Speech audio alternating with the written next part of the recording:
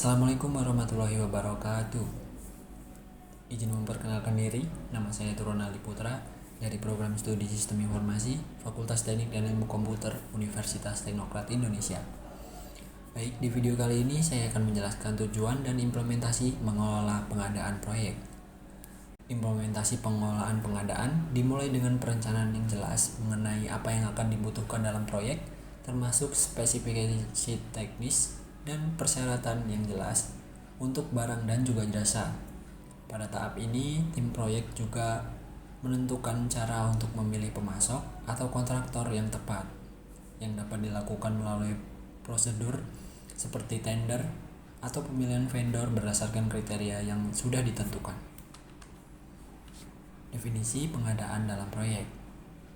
Pengadaan adalah proses mendapatkan barang atau jasa atau pekerja yang dibutuhkan untuk mencapai tujuan proyek. Ini melibatkan identifikasi kebutuhan, pemilih pemasok, negosiasi kontrak, dan pengelolaan tujuan. Tujuan utama dalam proyek ini adalah untuk mendapatkan barang, jasa, atau pekerja yang tepat waktu dengan kualitas yang baik dan harga yang kompetitif. Tujuan strategis pengelolaan pengadaan. Yang pertama adalah meminimalkan risiko, memastikan bahwa proses pengadaan dilakukan dengan cara yang meminimalkan risiko. Yang kedua, menjamin bahwa barang, jasa, atau pekerja yang diperoleh sesuai dengan kebutuhan proyek dan mendukung pencapaian tujuan. Yang ketiga, mengelola pengadaan dengan cara yang efisien dan efektif sehingga mengoptimalkan penggunaan sumber daya.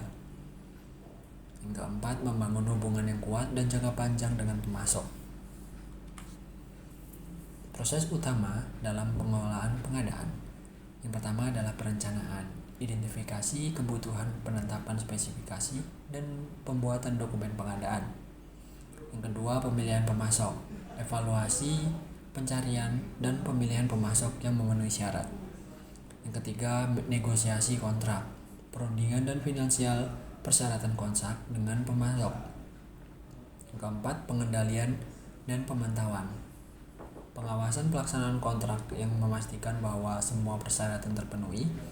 Dan yang terakhir atau kelima adalah penutupan kontrak, penyelesaian kontrak, dan penyerahan barang dan jasa atau pekerja yang telah dipesan. Perencanaan dan penjadwalan pengadaan. Identifikasi kebutuhan, memahami secara detail barang, jasa, atau pekerja yang dibutuhkan untuk proyek. Yang kedua, menetapkan spesifikasi teknis, kualitas, dan kuantitas barang, jasa, ataupun pekerja yang diperlukan. Yang ketiga adalah pembuatan dokumen, membuat dokumen pengadaan yang jelas, terperinci, dan mudah dipahami oleh calon pemasok. Penjadwalan pengadaan, menetapkan timeline dan target waktu untuk di setiap tahap pengadaan. Pemilihan pemasok dan negosiasi kontrak. Pemilihan pemasok yaitu mencari, mengevaluasi, dan memilih pemasok yang memenuhi syarat dengan mempertimbangkan kualifikasi, pengalaman, dan juga harga. Negosiasi kontrak merundingkan persyaratan kontrak dengan pemasok seperti harga, jangka waktu, dan tanggung jawab. Pengembalian dan pemantauan pengadaan.